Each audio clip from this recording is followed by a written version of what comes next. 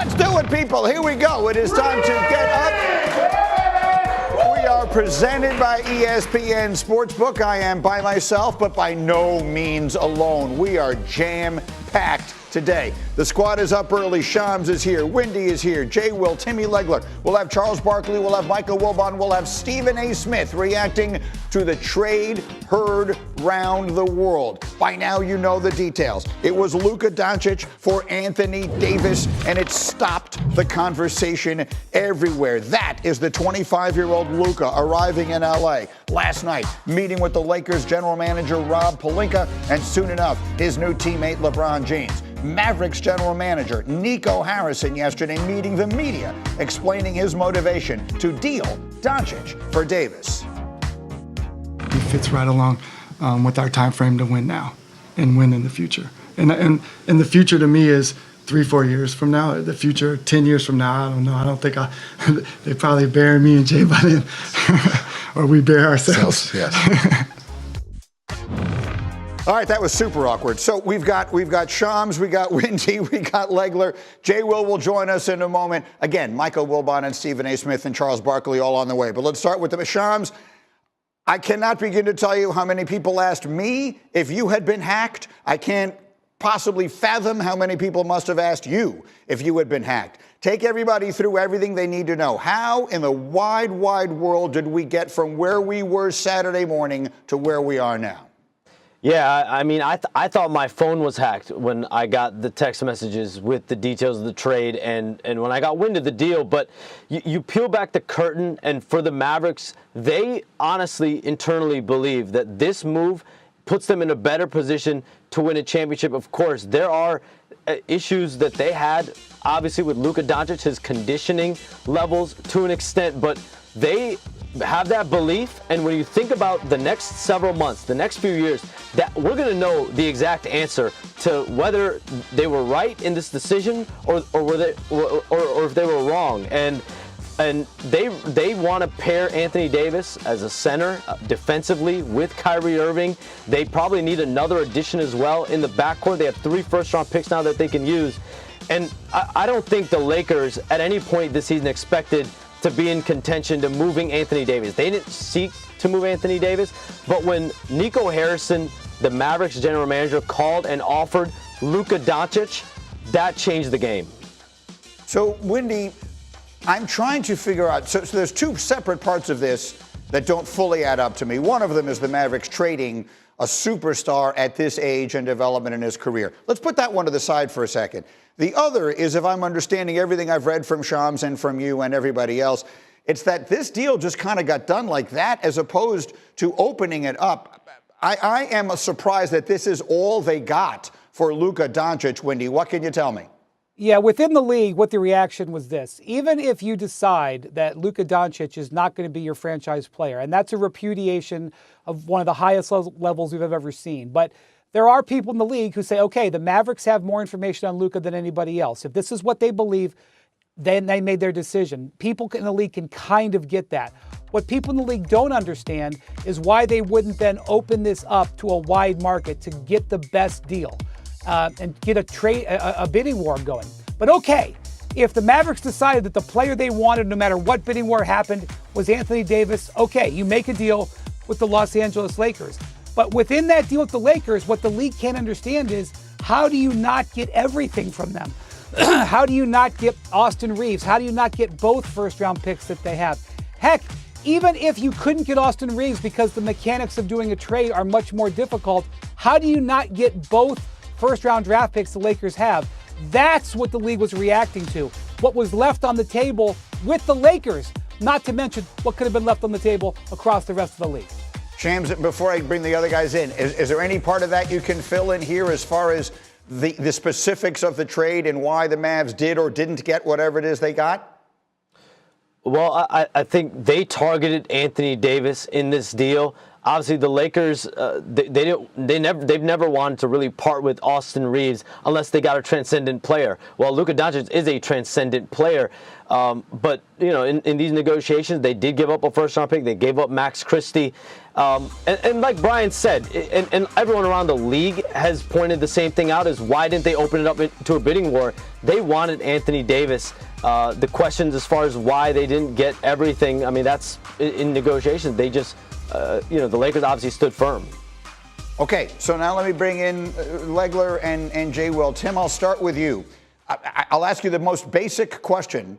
First of all, what was your first reaction when this thing breaks and when you realized Shams had not been hacked and this deal had actually taken place? What was the first thought that went through your mind? Well, like everybody else, I mean, I'm laying there and I was in bed, and when I get the news and my phone's blowing up, and finally you start to go, man, something going on at home? Is there a family problem? So I roll over, I grab my phone, I see 32 missed messages, and I'm like, what does that say? I had to grab my glasses and read it. I couldn't believe what I was reading. So shock doesn't begin to describe the way I feel about this trade. I'll put it this way. I'm more shocked about this trade than I have been about any trade in any sport at any time ever, period. You're talking about a once in a generational talent. The best offensive player that this organization has ever had, and he's 25 years old. He's already been to a conference final. He's been to a final. I understand whatever concerns they have are probably legitimate about some of his conditioning issues, if that's really what this is about. But I'm telling you right now, there is nothing that I can say that would adequately describe how shocked not only I am, every single person I talk to in this league. Jay Will, you had some interesting notes before we go on the court, because this is a kind of trade that you can go big picture and you can go little picture. I was reading through your notes. You think that this is a sea change, that this is a new time in the NBA. This signals something entirely new happening in the NBA. Why and what is it? Yeah, Greeny, I think we're transitioning from player empowerment to ownership empowerment. Over the last several months, I've been spending a lot of time with a lot of different owners, and one of the common things I continue to hear is around this affinity for the NFL and the way the NFL operates. Now, there are a couple of players, maybe a handful, that can dictate terms and can kind of force the issue. But for the most part, that the owners are the ones that have the power. And I think now you have a new ownership group. And just like Leg said, a once in a generational type player, right? Like, think about that. A once in a generation type player was moved because I don't think this had anything to do with on the court. I don't think ownership and Nico Harrison felt comfortable where it meant for the future of the organization. And that's a new ownership group since Mark Cuban has been dwindled down a little bit, stating like, hey, look, this is my organization. This isn't your organization. This isn't a situation that's going to be forced like a Kawhi Leonard. This isn't going to be a situation that's going to be forced like a Jimmy Butler. I'm going to tell you what I want to do with my franchise. And I think that is a huge sea change, because even agents feel like there is no player that is not on notice right now. No player cannot be moved. And I think actually Greeny is going to give a lot of owners the confidence who may have been on that teetering line of, I'm afraid of the backlash from the media. I'm afraid of the player empowerment from other players wanting to come to my organization, that now they're going to be able to make those moves or force the change that they want to see with their organization. Okay, so let's go on the court here. Tim Legler, in order for this to be justifiable from a Dallas standpoint, it seems to me they have to win a championship with Anthony Davis, who is going to be 31 years old in March. Do you believe the Mavericks this weekend got closer or further away from winning an NBA title? I wouldn't say they're closer, and I'll say this, I disagree with you on this, Greeny. I don't know that this matters if the Lakers win a championship in the next 2 or 3 years, and that justifies this. Because how do you know you wouldn't have done that with Luka Doncic? Because Luka Doncic could have won a championship in the next 2 or 3 years, and also could have been the face of your franchise for the next decade or more. So here's how I look at this trade. Ultimately, I think one of two things is going to happen, and only one of two things. I think in the next 4 to 5 years, if Luka doesn't win in LA, this trade will be seen as justified by Nico Harrison. Because by that time, Luka will be approaching 30 years old, still not having won. And if that happens, then I think you can basically make the argument that Nico Harrison did the right thing. So it's either going to be that, or 50 years from now, this is going to be regarded as maybe the worst trade in the history of this league. So take your pick, because if Luka goes, this isn't even about what the Mavericks do in the next 2 to 3 years. This is more about what Luka Doncic is able to do going forward, because if he goes to LA and he wins at a high level and he wins championships, multiple championships, and he does that over the next 6 to 8 years, and they do that there, that's how this is going to be viewed. The front office, they gave up on a once-in-a-lifetime talent for your organization at 25 years old, that had already had great deal of success, and by the way, is incredibly good under pressure. He's already proven, like, that stage he embraces. That's a big quality for a star player to have. Luka's proven that. He just hasn't broken through yet. At age 24, he hadn't won a championship. So I think that's how this is going to go. Nico's going to know in the next 4 or 5 years, or 50 years from now, we're still going to be talking about this. Fair enough. Let me show everyone just exactly what, can we put up A34, please? A34, just to give everyone a sense, lest you are not aware of just how good Luka Doncic has been in the postseason. There are 2 players in NBA history who have averaged 30 points a game in the postseason. They are Michael Jordan and Luka Doncic. He led the team to the finals last year. He was a plus 97 over 22 games on the floor in leading a Mavericks team that people did not see coming all the way to the finals. And a few years ago, he had led them to the Western Conference Finals. But so let's throw all that other stuff out, Legs. Is this team, the Mavericks, right now, as constituted, ready to win a championship in the next year or two with Anthony Davis, Kyrie Irving, Klay Thompson, and whatever else they're able to put around them?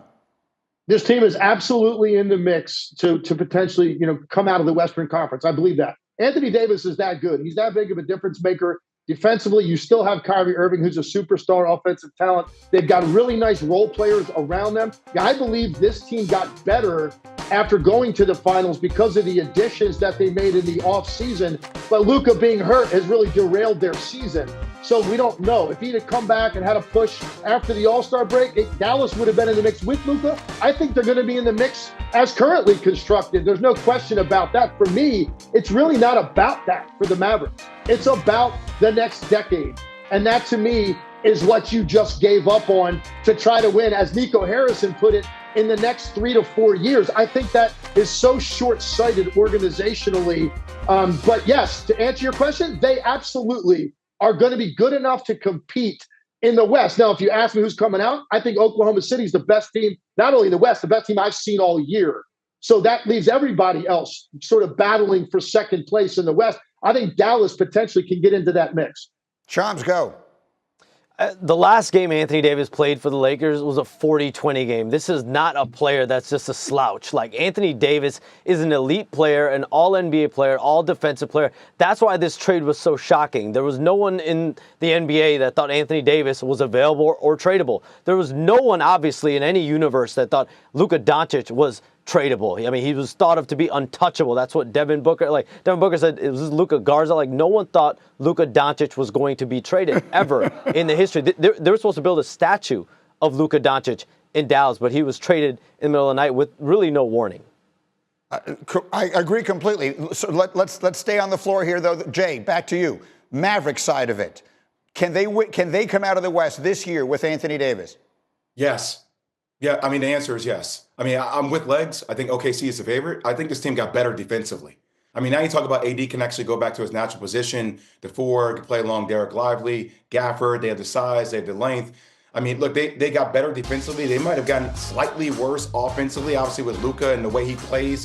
But the way Luka dominates the ball, as much as that's a great thing to watch, I think it also sometimes forces the offense to be stagnant. Now, people can think that I'm absolutely crazy about this, but because Luka is one of the most special players the game has ever seen, but the ball sticks in his hands a ton. He does make incredible plays, but I think that takes away from the continuity sometimes in which maybe a Klay Thompson or a Kyrie Irving or a PJ Washington, they're better to be playing alongside of that. So they may have gotten slightly worse offensively, but still, I think that's still an offensive team that could win a championship because their defense is what actually travels with them on the road, Greeny. Wendy, we've come 14 minutes and 39 seconds, and we have not mentioned the LeBron James factor in all of this. LeBron's teammate is now Luka Doncic. What does this mean for him at 40?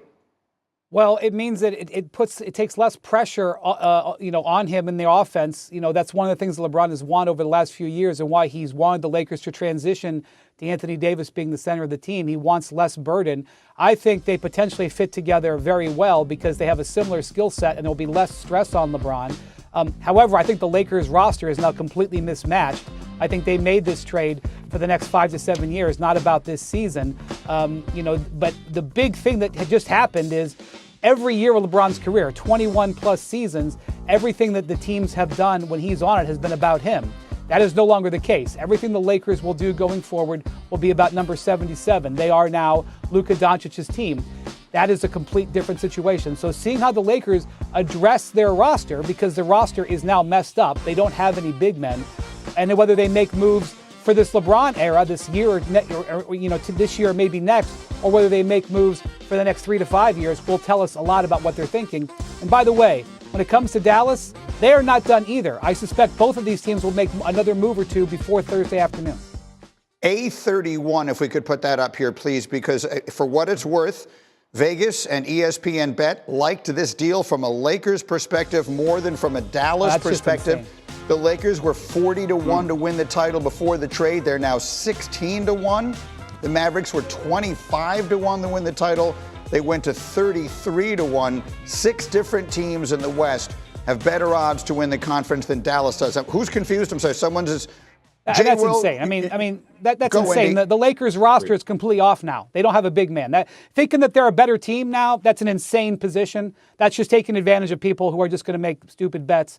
If the Lakers make another move, and the one thing that the Lakers have going for them is they didn't send all the stuff to Dallas. They're still holding Austin Reeves and their 2031 pick. That's like, if you want to bet on something, it's that the Lakers can put people around Luka because they didn't give everything to Dallas. Dallas should be feeling bad that they don't have more to trade to put their team around Kyrie and Davis. Those guys are in their 30s. They can't have a 4-year plan. They have to win now. They got to make another move or two now. They're going to have to pay Kyrie Irving probably the max this summer. They were worried about paying Luka the max. Guess what? Kyrie can go to them in the summer and say, got to pay up because you can't afford to lose me. Kyrie can be an unrestricted free agent this summer. Dallas is under more pressure in this moment than the Lakers, and the Lakers have more stuff left over. So saying the Lakers' title odds improved over the next 3 years, I agree. Saying they improved now, that's an insane position. Jay Will. I'm with Wendy on this one, guys. I mean, it's Wendy just taking advantage of somebody and their money. I'm just going to keep it at that. I mean, just like when you look at the roster reconstruction of this team, like I love LeBron James. You hope that Luka Doncic can spend time with him and learn how to train with LeBron James. And to me, this is a 2-3 year window for those two. If LeBron comes back, or if you decide to trade LeBron, even though I know he has a no trade clause, try to find the right partner for more assets, but you're going to build around Luka. But to say that the Lakers right now are in a better position than the Dallas Mavericks, I think Vegas is crazy. And I never say that. Shams, I tend to read very into things. And the reporting that we had yesterday was that LeBron James intends to remain with the Lakers beyond Thursday's trade deadline. Sometimes people's intentions change. Sometimes when someone intends to do something, they don't happen. I guess what I'm trying to ask you, is there still any chance that changes between now and Thursday? I don't believe so. That's not the indication at all. LeBron James has said publicly that he plans to play 1 to 2 more NBA seasons. I think 2025, 2026, is a logical year. They have the All-Star game in Los Angeles. And so if you're LeBron James, a lot of this is comfort in a way, being in Los Angeles, being in LA. And I do think playing with Luka Doncic is something that he will embrace, and being a leader for Luka Doncic. All right, Timmy Legler, I'm going to lose you here. I know you have a flight to catch. I'll give you the final word. What words would you leave us with this morning? Well, I just want to talk about, I haven't mentioned it all, the Lakers' perspective, and that's what we're talking about now. For me, this isn't even really about this year, next year, however long LeBron plays. I really don't believe that. This is answering a problem the Lakers were trying to figure out, which is what's the next iteration of the Los Angeles Lakers? And you just got the face of your franchise for the next decade if you want to keep him there. And that's really what this is about. Where do we go after LeBron James? So I agree with Wendy. I don't think their odds improve. This is going to be a very difficult fit for LeBron with the most ball dominant player in the NBA coming to join that franchise. they've got a lot to figure out, but it's about going forward. That's really what the Lakers solved with this. All right, Legs, thanks for jumping in with us here this morning. I know you're in the middle of a travel day. We appreciate you getting up. Everyone stay where you are. How's it going, everybody? Villa Sports Network here. Just want to thank you guys for your support on the channel. Thank you guys for watching the video. Hope you all enjoyed it. Also want to kind of remind you to don't forget to leave a like on the video, subscribe to the channel, and leave a comment on the video if you like as well. But regardless of the fact, thank you again for your support, and hope to see you on the next video.